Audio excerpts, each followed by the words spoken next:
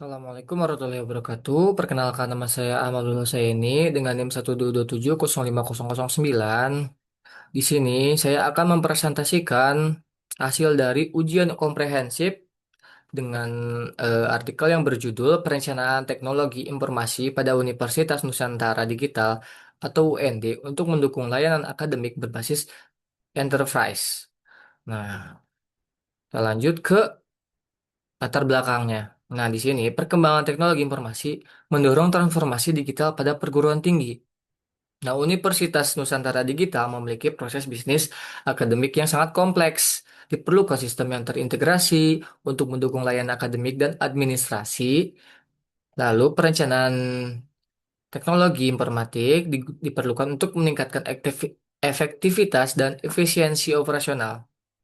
Nah, tujuan dari perencanaan ini yaitu menyusun perencanaan sistem informasi dan basis data, juga teknologi komputasi arsitektur dan jaringan komputer. Kita lanjut ke profil organisasi. Nah, di sini kita bisa lihat logo dari Universitas Nusantara Digital yang bertepat pada di lokasi yaitu di Bandung, yang mempunyai 6 fakultas dan 10 program studi dan memiliki kurang lebih ada 12.000 mahasiswa, 450 dosen, juga ada 150 tenaga kependidikan. Kita lanjut ke analisis proses bisnis. Nah, di sini ada alur bisnis akademik di Universitas Nusantara Digital. Yang pertama itu ada mahasiswa, yaitu pihak utama yang menjalankan proses. Proses pertama itu ada penerimaan atau PMB, penerimaan mahasiswa baru, calon mahasiswa mendaftar secara daring. Nah, yang kedua melakukan registrasi, mahasiswa melakukan registrasi ulang dan verifikasi data. Yang ketiga ada pengisian KRS. Mahasiswa memilih mata kuliah yang akan diambil. Nah, lalu ke bagian dosen yang melaksanakan validasi KRS dan input nilai. Yang keempat, itu ada validasi KRS oleh dosen wali. Nah, dosen memeriksa dan menyetujui KRS mahasiswa. Lalu ke lima perkuliahan. Di sini, mahasiswa mengikuti perkuliahan sesuai jadwal dan dosen mengikuti perkuliahan jadwal mengajarnya. Lalu yang keenam itu ada input nilai setelah pelaksanaan perkuliahan. Nah, ini di akhir semester biasanya. Dosen menginput dan menilai berdasarkan evaluasi yang terjadi selama perkuliahan. Nah, di sini ada bagian akademik. Itu mengelola data akademik dan mendukung proses. Nah, di sini yang ketujuh yaitu ada KHS, yaitu kartu hasil studi.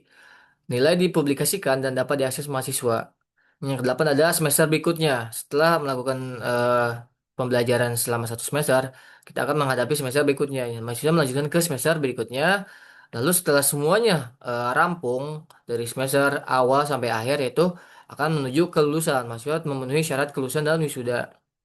Nah, sistem ini eh, semuanya terorganisasi berdasarkan sistem informasi akademik.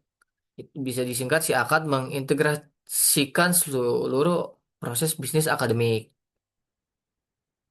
Lanjut ke perencanaan sistem informasi. Melibatkan mahasiswa, dosen, admin, dan tenaga kependidikan. Yang pertama, itu ada sistem PMB. Yang tadi adalah penerimaan mahasiswa baru, pendaftaran, seleksi, verifikasi, dan registrasi mahasiswa baru. Lanjut ke sistem informasi akademik, itu si akad, pengelolaan data akademik, KRS, jadwal perkuliahan, presensi, dan nilai, dan KHS juga. Lanjut ke sistem e-learning, yaitu untuk pembelajaran digital, materi, tugas, kuis, itu ada di sistem e-learning. Oke, lanjut ke sistem keuangan, ini adalah pengelolaan pembayaran biaya pendidikan, catatan transaksi, dan monitoring keuangan mahasiswa. Juga ada sistem SDM, pengelolaan data dosen dan ketenaga pendidikan, pegawaian, jadwal kerja, dan evaluasi kinerja. Nah, ini berhubung dengan basis data terpusat. Di seluruh sistem ini masuknya ke basis data untuk penyimpanan data terintegrasi dari seluruh sistem untuk memastikan konsistensi, integritas, dan keamanan secara real time. Lanjut ke basis data terpusat yaitu perencanaan basis data. Nah, di sini ada beberapa kelas yaitu ada fakultas, program studi, dosen. kelas, mahasiswa, mata kuliah, pengajar. Nah, entitas-entitas ini sangat kompleks atribut-atributnya, yaitu ada ID fakultas, nama, kode. Di program studi ada ID, ada nama, ada kode. Di dosen ada NIP, email, telepon, ID prodi, ada mahasiswa, ada NIM, nama, tanggal lahir, jenis kelamin, alamat, email, tanggal masuk, dan lain-lainnya ya. Di sini ada keterangan juga, ada PK itu ada primary key, FK ada foreign key, satu itu untuk satu, M untuk banyak. Nah, jadi satu ke M itu one to many. Ini adalah ERD ya, Entity Realization Diagram untuk Universitas Nusantara Digital. Nah, apa sih manfaatnya? Manfaatnya itu untuk mengurangi redundansi data dan meningkatkan konsistensi data dan memudahkan pelaporan juga. Lanjut ke arsitektur komputasi. Nah, di sini ada infrastruktur dan arsitektur komputer. Ada pengguna klien. Ya, di sini ya, pengguna itu ada mahasiswa.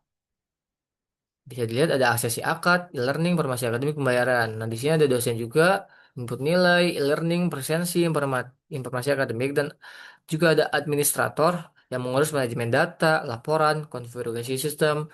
Ada juga laboratorium yang mengurus akses sistem akademik.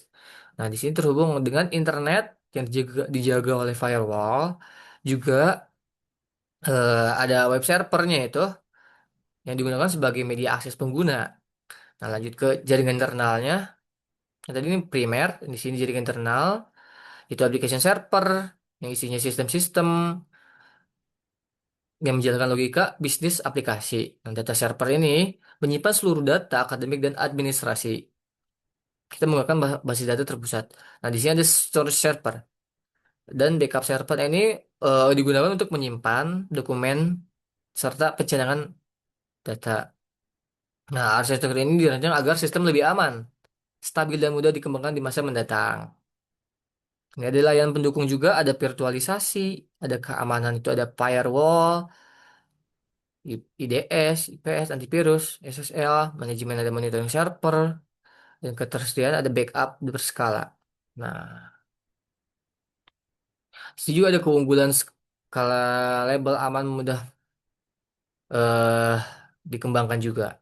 Tuh, kita lanjut ke topologi jaringan ya, jaringan komputer. Di sini ada internet, ada router, ada firewall, ada core switch, ada access switch dan access point gitu kan. Nah, terhubung dengan ruang administrasi, ruang dosen, laboratorium komputer, perpustakaan, data center.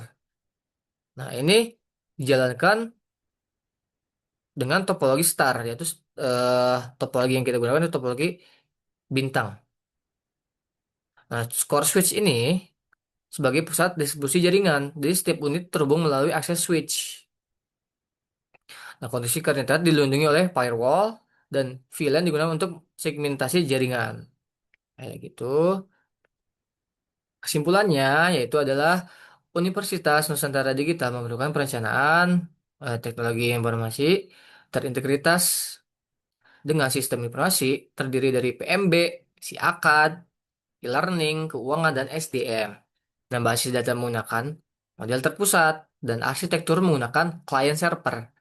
Nah, jaringan menggunakan topologi star dengan mekanisme keamanan yang memadai. Mungkin itu saja yang bisa saya sampaikan. Kurang lebihnya mohon maaf. Assalamualaikum warahmatullahi wabarakatuh.